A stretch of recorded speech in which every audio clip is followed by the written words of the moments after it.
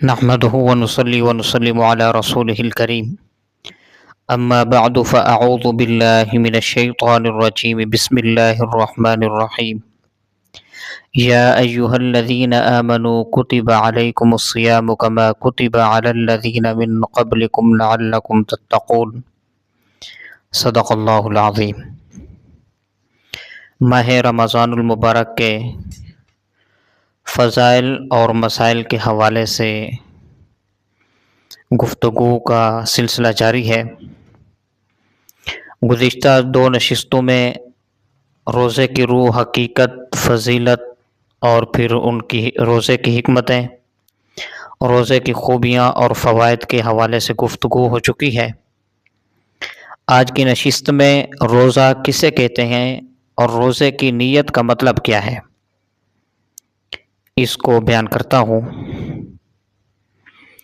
روزہ کسے کہتے ہیں؟ فتاوی ہندیہ میں ہے کہ شریعت میں جب سے فجر کی نماز کا وقت آتا ہے اس وقت سے سورج ڈوبنے تک روزے کی نیت سے سب کھانا پینا اور جائز خواہش پورا کرنا چھوڑ دینے کا نام روزہ ہے۔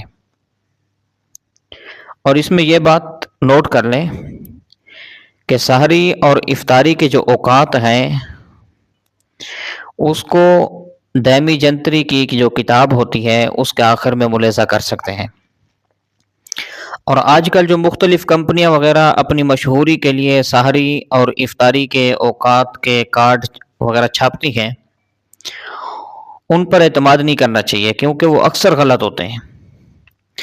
اسی طرح جو اعلانات ہوتے ہیں اور اذان پر اعتماد کرنے کی بجائے بہتر یہ ہے کہ جو علماء کرام کی مصدقہ جنتری ہو، جو ان کی تصدیق کی گئی ہو، اس سے مدد حاصل کی جائے تو یہ بہتر رہے گا۔ اور دوسری بات یہ ہے کہ روزے کی نیت کا مطلب کیا ہے۔ یاد رکھیں کہ نیت کا زبان سے کہنا تو بہتر ہے مگر ضروری نہیں ہے، دل میں ارادہ ہو تو بھی کافی ہے۔ اور سحری کھانا یہ سب کچھ یہ نیت کہلاتا ہے۔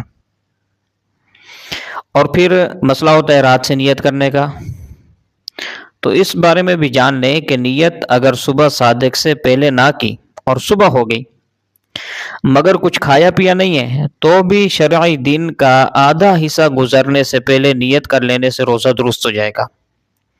اور وہ اس طرح پتہ چلے گا کہ پہلے یہ دیکھ لیا جائے کہ صبح صادق کتنے بجے ہوئی ہے اور غروب کتنے بجے ہوتا ہے، ان کے درمیان کے گھنٹوں کو شمار کر کے اس کا آدھا لے لیا جائے تو وہ شرعی آدھا دن بنتا ہے، جو زوال آفتاب سے غالباً 1.25 یا 1.5 گھنٹہ پہلے ہوتا ہے۔ تو اس سے پہلے نیت کر سکتے ہیں۔ تو اللہ تبارک و تعالی ہمیں رمضان المبارک تک خیریت سے پہنچا دے۔ اللہم بلغنا رمضان، اللہم بارک لنا فی شعبان وبلغنا رمضان۔